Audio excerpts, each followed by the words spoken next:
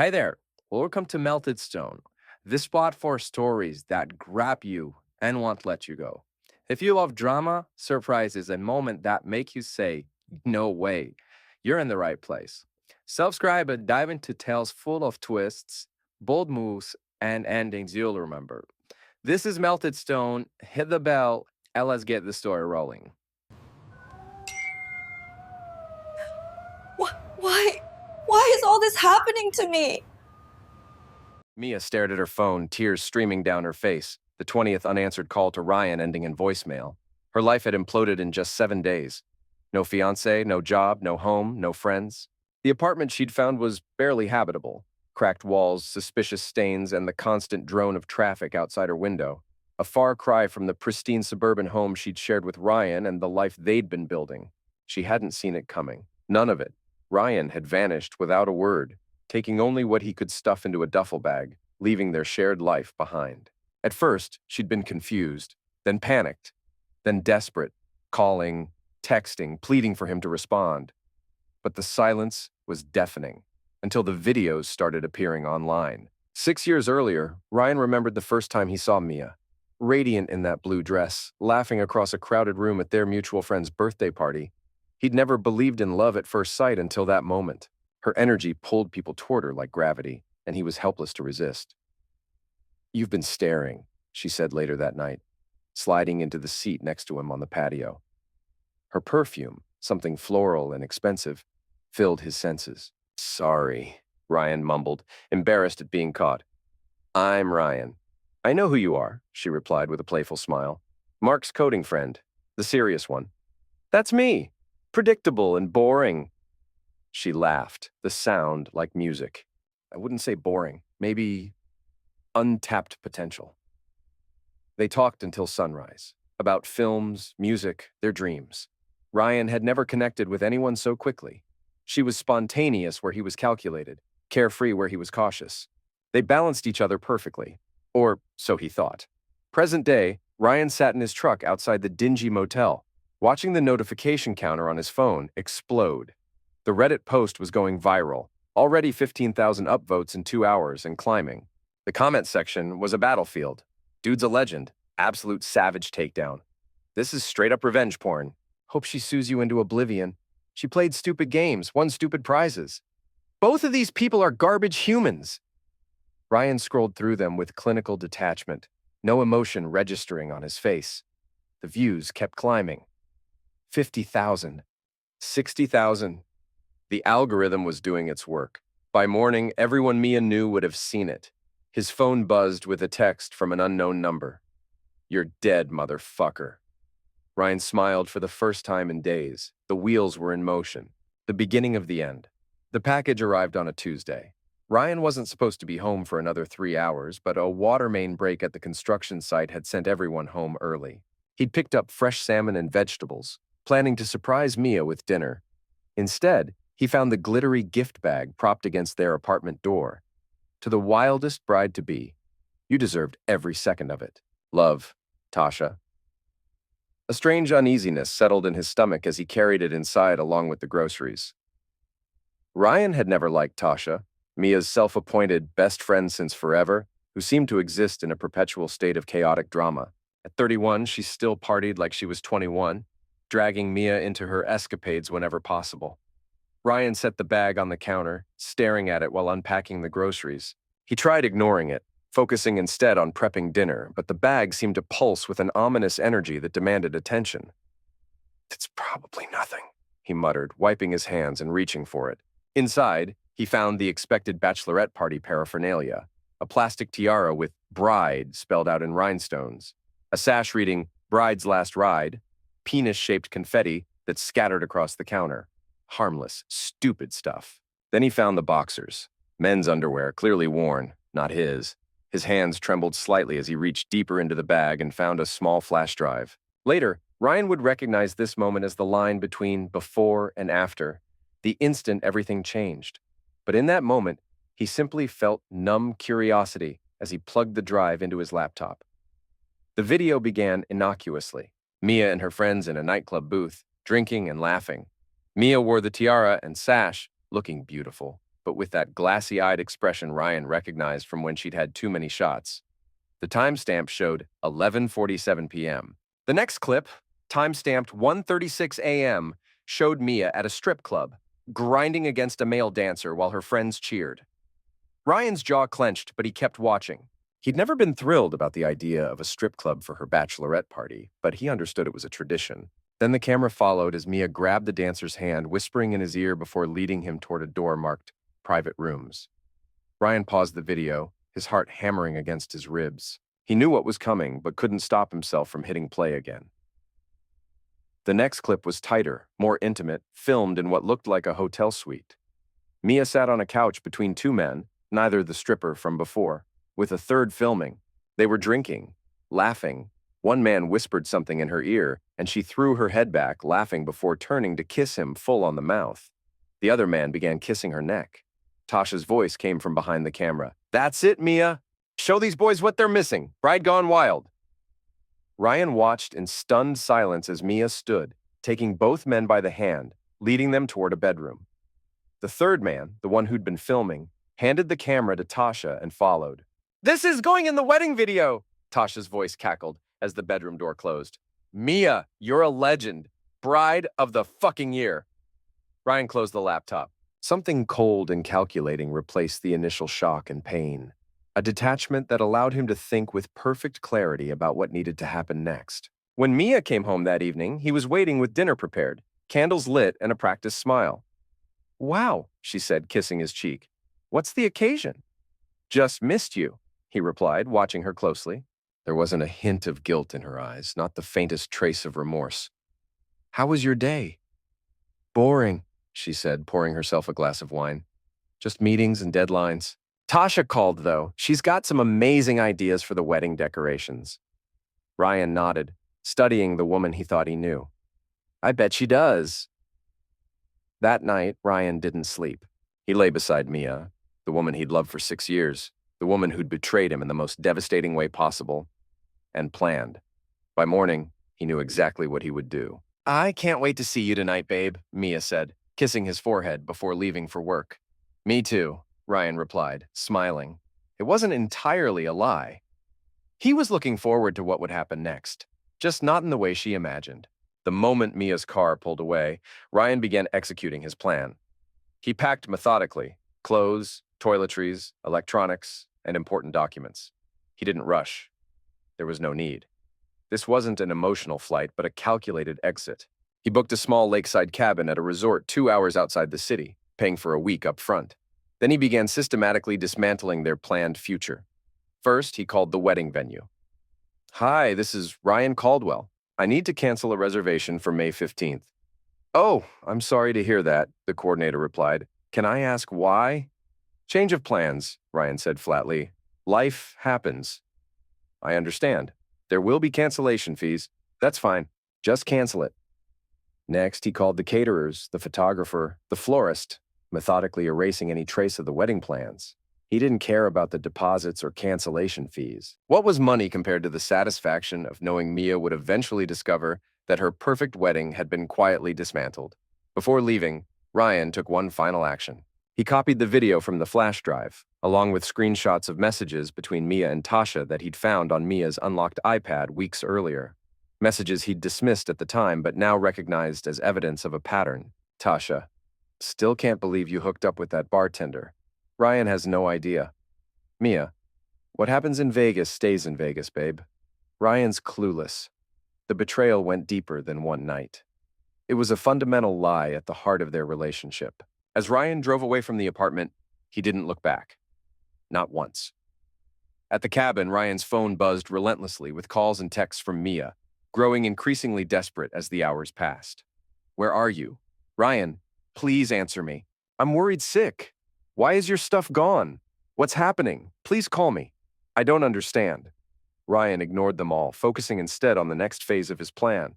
He created a new email account and began drafting messages to key people in Mia's life: her conservative parents, Janet and Henry Coleman, their mutual friends, even Mia's boss at the accounting firm where her father had secured her a position despite her questionable qualifications. But Ryan didn't send them yet.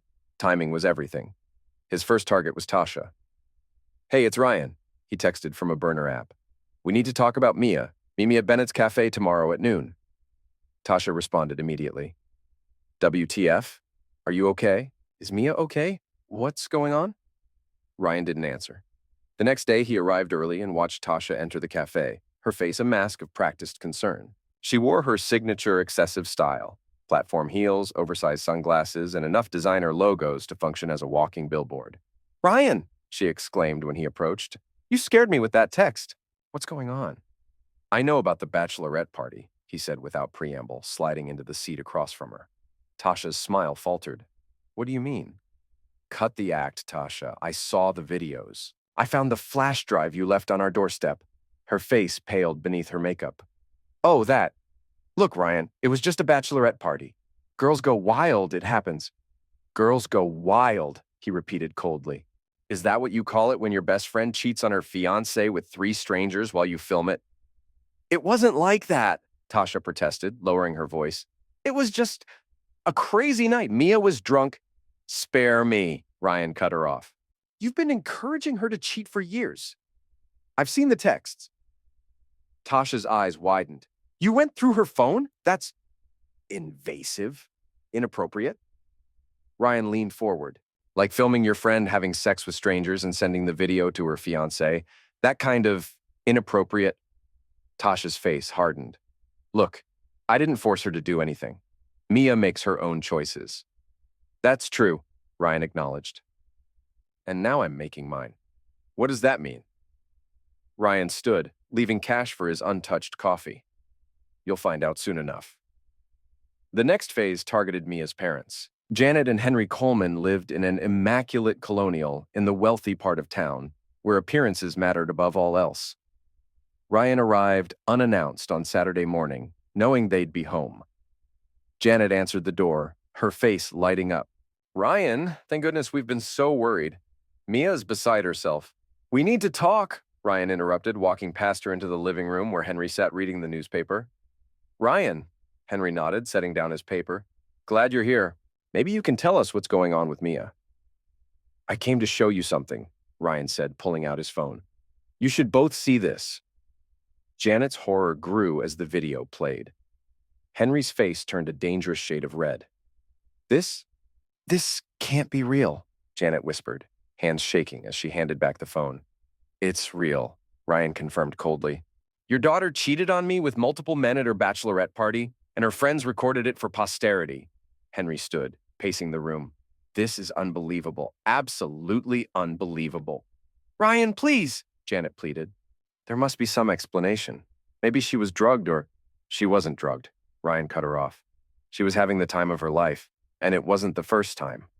Henry stopped pacing. Oh, what does that mean? It means your perfect daughter has been lying to all of us for years. Janet began sobbing. Henry looked like he might have a stroke.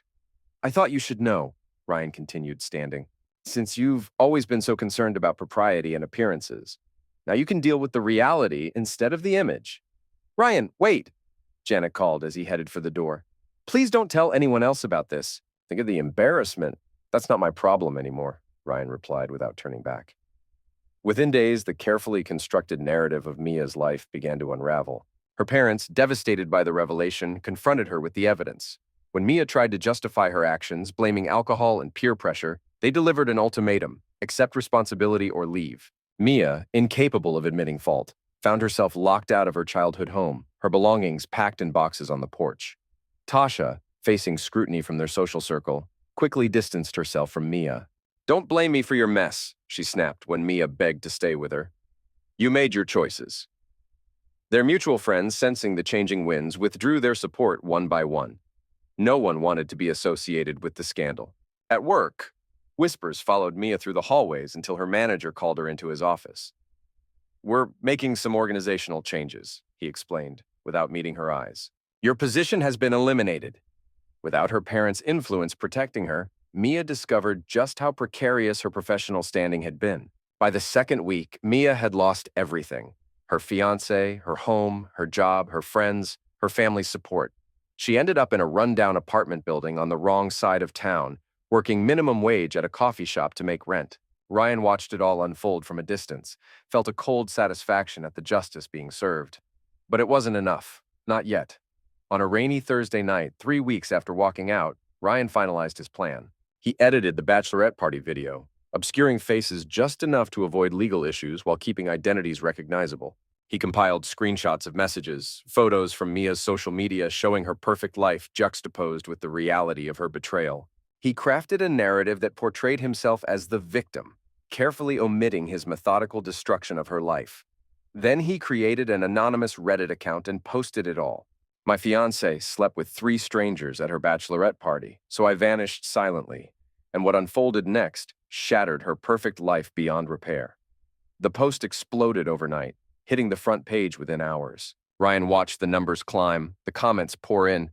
Some called him a hero, others a villain. He didn't care either way. By morning, someone had identified Mia from the video and doxed her. Her workplace was flooded with calls. Her landlord received complaints. The few acquaintances still speaking to her saw the video and cut ties completely. Ryan knew it was cruel, knew it crossed a line, but the cold, calculating part of him that had taken control when he first saw the video couldn't stop now. Not until Mia understood completely what she had lost. Mia was working the morning shift at the coffee shop when she first learned about the Reddit post.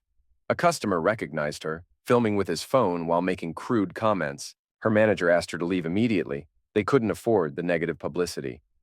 Back in her apartment, Mia found the post, watched in horror as her most shameful moment was dissected by thousands of strangers. The comments were brutal, many suggesting she deserved everything that happened to her. That's when she realized the full extent of Ryan's revenge. This wasn't just about leaving her, it was about systematically destroying every aspect of her life. Her hands shaking, she called the only person who might still help her, Jason, an ex-boyfriend from college who had remained loosely in her social circle. Jason had always had a slight obsession with her, even after they broke up. "I need your help," she said when he answered. "Ryan has gone too far." 2 days later, Ryan was leaving the construction site where he'd found a new job when his phone buzzed with a text from an unknown number. "I know what you did. Meet me at Riverside Park at 7 p.m. if you don't want everyone to know the truth about you." Ryan frowned, considering. It could be a trap, but he was curious about who still thought they could threaten him. He'd been careful, covering his tracks. Besides, what worse could happen? His reputation was already divided between those who thought him a justified avenger and those who considered him a vindictive monster. At 6:55 p.m., Ryan parked his truck at the deserted park entrance, scanning the area for whoever had sent the message. The park was mostly empty, a few joggers on distant paths, the sun beginning to set. His phone buzzed again. The boathouse. Come alone. Ryan walked cautiously toward the old wooden structure at the lake's edge, one hand in his pocket where he kept his keys between his fingers, a makeshift weapon just in case. As he approached the boathouse, movement caught his eye, a figure slipping around the corner of the building. Ryan followed, turning the corner to find no one. The roar of motorcycles shattered the evening quiet. 4 bikes appeared from behind the trees, surrounding Ryan before he could retreat. The lead rider removed his helmet, revealing Jason's face contorted with rage. "Remember me, asshole?" Ryan backed away. "What do you want?" "You humiliated Mia," Jason snarled. "Posted her all over the internet. Ruined her life." "She ruined her own life," Ryan countered, eyes darting between the bikers. "She cheated. I just exposed the truth." "The truth?" Jason laughed bitterly. "You think anyone knows the truth? You think that Reddit post told the whole story? How about the truth that you've been tracking her for weeks, systematically destroying everything in her life? That's not... How about the truth that you've been obsessively controlling her for years? That she got drunk at that party because she was terrified of the marriage? That those guys never actually slept with her? They just took her back to the hotel room where she passed out?" Ryan's certainty wavered for the first time. "What are you talking about? I saw the video. You saw what Tasha wanted you to see," Jason spat. "She set Mia up because she was jealous. Those guys were paid actors. The whole thing was staged to break you two up." Ryan's world tilted on its axis. "That's not possible." "Get him," Jason ordered, and the bikers moved in. Ryan ran, sprinting for his truck with the bikers close behind. He fumbled with his keys, managed to unlock the door and throw himself inside just as the first biker reached him. The engine roared to life as a fist smashed against his window, Ryan threw the truck into reverse, tires spitting gravel as he peeled away.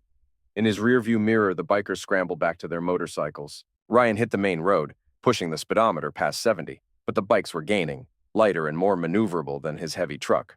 One biker pulled alongside, something metallic glinting in his hand. A gunshot cracked, and Ryan's side mirror exploded. Pure adrenaline took over. Ryan yanked the wheel hard, slamming his truck into the biker.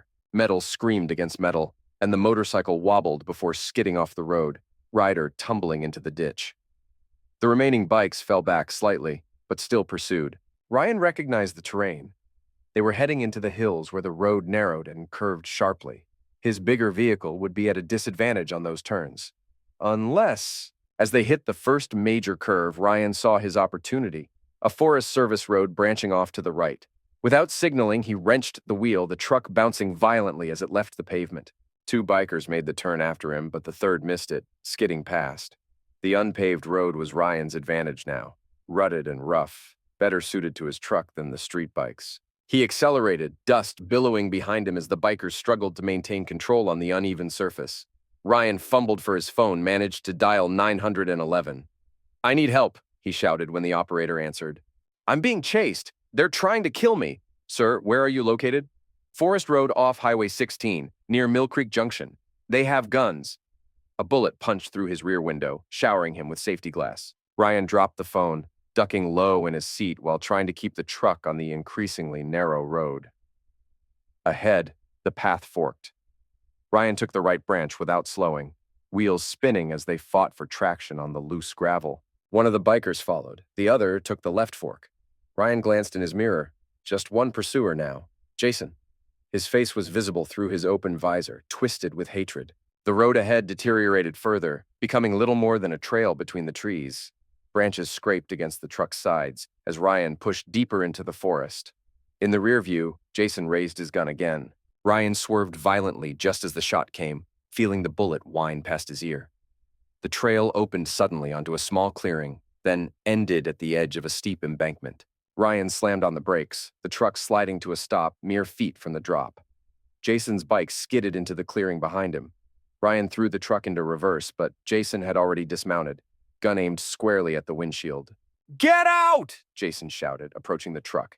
"Game over, Ryan!" Ryan's mind raced. The embankment behind him, Jason with a gun in front. No good options, except one.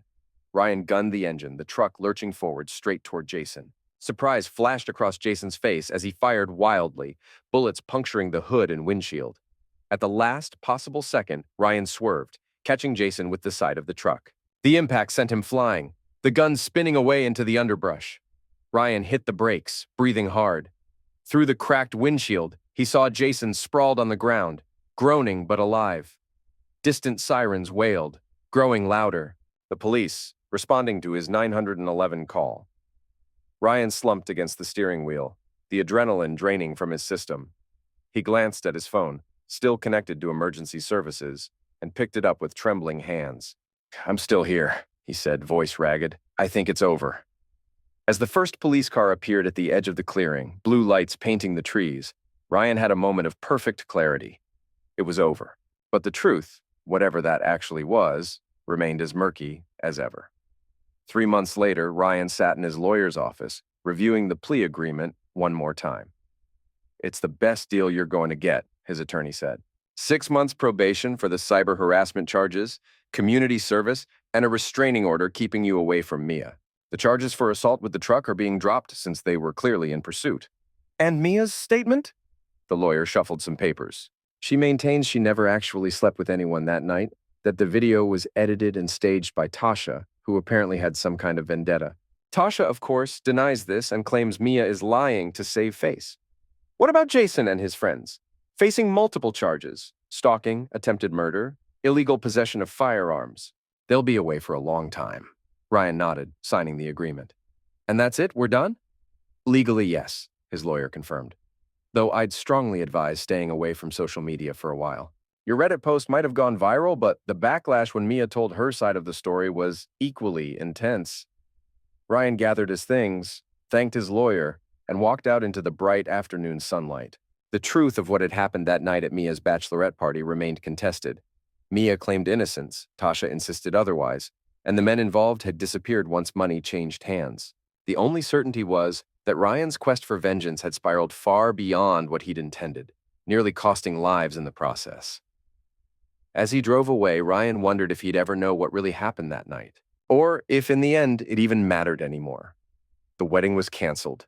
Their lives were irreparably altered, and the truth, like so many things, remained just out of reach, a shadow that could be seen but never quite grasped. Perhaps that was justice enough.